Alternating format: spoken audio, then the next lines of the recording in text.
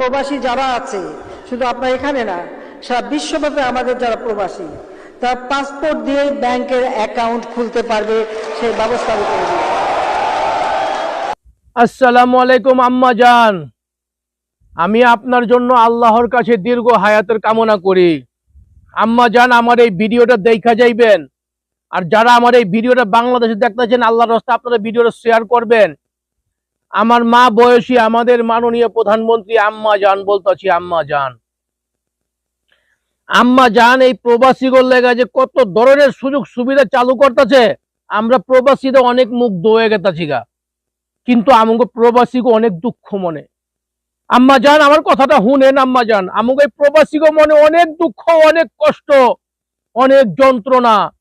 এই যন্ত্রণা গুলো বলার মতন কেউ পাইনি আম্মা জান, আপনাদের কইতাছি আম্মা জান।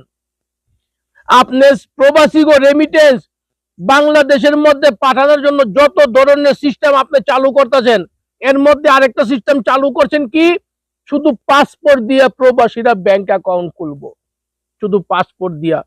এর চাইতে সহজ কি হইতে পারে আমগো মতন প্রবাসী লেগা?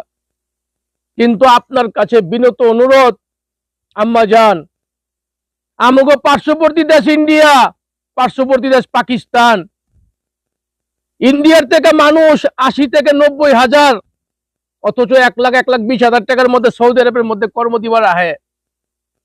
পাকিস্তানের মানুষ 2 লাখের থেকে 2.5 লাখের মধ্যে সৌদি আরবের মধ্যে কর্ম করতেছে, কিন্তু এই হতভাগা বাংলাদেশের মানুষের কেন 5 থেকে 6 লাখ টাকা খরচ হয়?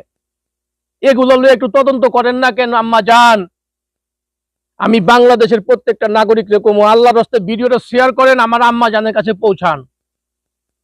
কারণ আম্মা জান তো প্রতিনিয়ত প্রবাসী করলে যে সিস্টেম গুলো চালু করতেছে আম্মা জানে, আমরা প্রবাসীরা অনেক হ্যাপি, কিন্তু কষ্ট লাগে কখন? যখন আমরা একটা ভিসা কিনি, ভিসা কেনার আগে 5 লাখ 6 লাখ টাকা আমাকে কন্ট্রাক্ট করতে হয়। কেন? আপনারা চাইলে সবকিছু সম্ভব, কিন্তু আমরা যতই চিৎকার করি না কেন, কোনো সম্ভব না। তাই আম্মা জান, আপনি 2টা পায়ে ধরি, আপনি আমার মা সমান বয়স আম্মা জান। আপনি যেমন এই যে ব্যাংক অ্যাকাউন্ট খুলে শুধু পাসপোর্ট দিছেন সহজ কইরা, প্রবাসী করলে একটা জিনিস সহজ করেন, সর্বোচ্চ একটা নির্ধারণ কইরা দেন, 2 লাখ 2.5 লাখ 3 লাখ একটা নির্ধারণ কইরা দেন। সৌদি আরবের মধ্যে কোনো কর্মী গেলে 3 লাখের বেশি যেন খরচ না হয়। এই হতভাগা মানুষগুলো যখন প্রবাসের মধ্যে আহে, কারো জমি বিক্রি করতে হয়, কারো কাছে সুদে লইতে হয়, কারো কাছে লোন লইতে হয়, কারো কাছে চাইয়া ধার লইতে হয়, তারপরে 5 লক্ষ 6 লক্ষ টাকা ম্যানেজ কইরা এই প্রবাসের মধ্যে পাড়ি জমাইতে হয়। এখন আমার সর্বশেষ কথা একটাই, আপনারা প্রবাসীদেরকে এতটুকু একটু খেয়াল করেন, আমরা 5-6 লাখ টাকা কেন খরচ করি, এবং আমাদের প্রবাসের মাটি থেকে কর্ম করার পরে যখন আমরা মাতৃভূমি বাংলাদেশে যাই, আমাদের সেখানে যথাযথ একটু সম্মান দেওয়া হোক। আমরা প্রবাসীরা এখনো অনেক মানুষ অনেক ধরনের পেরেশানিতে ভুগতেছি বাংলাদেশের জমিনে, আপনারা সেদিকে একটু খেয়াল রাখবেন। সবাই ভালো থাকবেন, সুস্থ থাকবেন। যদি আমার কোনো কথায় ভুল ত্রুটি হয়, সবাই আল্লাহর রাস্তায় ক্ষমা করে দিবেন। ভিডিওটা বেশি পরিমাণ শেয়ার করেন। তো ভালো থাকবেন, আল্লাহ হাফেজ।